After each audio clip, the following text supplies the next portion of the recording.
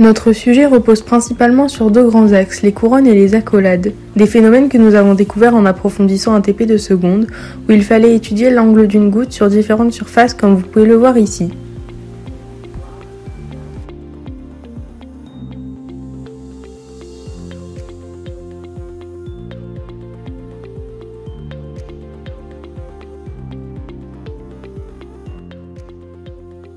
Dans un premier temps, nous avons voulu mesurer l'angle de nos gouttes sur les surfaces, avec un rapporteur électronique, puis nous avons fini par utiliser un logiciel informatique, iClick, Imagy, plus pratique et plus précis.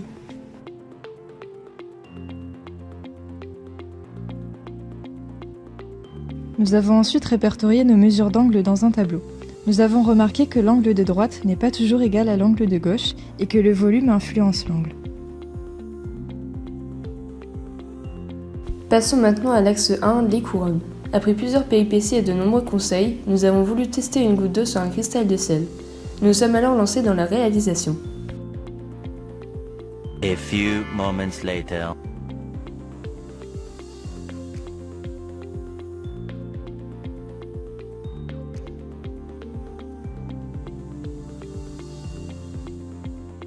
Pour plus de visibilité, nous vous montrons le séchage en 30 minutes d'une goutte sur un cristal, mais ici de sulfate de cuivre. Nous obtenons le même résultat pour le cristal de chlorure de sodium, mais difficilement visible. Afin d'approfondir nos expériences sur le sel, nous avons créé des lames hydrophobes et des lames hydrophiles pour tester le séchage d'une goutte de solution saturée en chlorure de sodium sur support inerte. Voici un séchage de 11 heures sur support hydrophile. On a une évaporation qui va donner un gradient de concentration jusque précipitation. On a l'effet Marangoni qui va engendrer une digue de sel en périphérie et la surface passe alors de convexe à concave, ce qui donne une couronne de sel. Sur surface hydrophile, sur surface hydrophobe. Voici une mise en évidence de l'effet Marangoni avec de l'alcool et de l'eau posée dans de l'huile. C'est en fait le transport de matière le long de l'interface sous l'effet d'un gradient de la tension superficielle. Pour finir, nous avons eu la chance de pouvoir faire des photos au microscope électronique et à balayage de nos couronnes. Voici donc le résultat.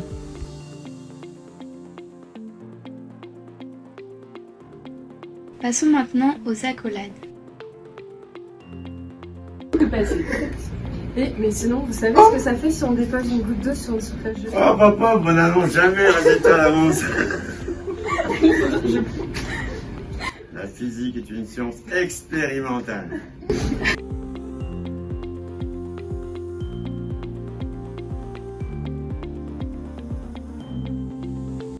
On remarque que le fond de congélation monte petit à petit en même temps que la goutte se déforme.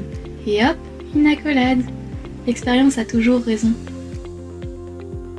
Sur surface hydrophile, nous ne retrouvons pas bien ce résultat. Voici une animation que nous avons réalisée à l'aide de nos vidéos. Donc petit à petit, la glace va monter, la goutte augmente, prend plus de place car la glace occupe plus de volume, mais arrivé à un moment comme la glace est plus dense que l'eau, il ne restera plus assez de place pour qu'elle se positionne. Elle va alors faire une expansion verticale, ce qui nous donnera cette pointe. Mais à quoi tout cela peut servir ? Eh bien, c'est avant tout de la recherche fondamentale, mais les accolades sont impliquées dans la forme de cristallisation de semi-conducteurs, mais aussi dans le séchage des encres 3D. Et en ce qui concerne les couronnes, on sait qu'une solution saline déposée sur une surface formera une couronne due à l'effet Marangoni. Cela peut servir dans la paléoarchéologie pour étudier les phénomènes d'une paléogoutte ou encore dans les sciences forensiques pour étudier les conditions de séchage d'une goutte de sang. Notre projet nous a permis d'en apprendre beaucoup plus sur la science, notamment sur la recherche scientifique et sur toutes les petites choses qui nous entourent au quotidien. Concernant le plan humain, ce projet nous a permis de garder un contact avec le monde extérieur, rencontrer et parler avec des personnes, notamment des scientifiques, malgré cette pandémie. Nous avons eu l'occasion de partager notre sujet durant les portes ouvertes du lycée Branly, mais aussi durant nos Olympiades. Cette expérience nous a en quelque sorte fait grandir. Voilà comment nous avons transformé l'eau en diadème.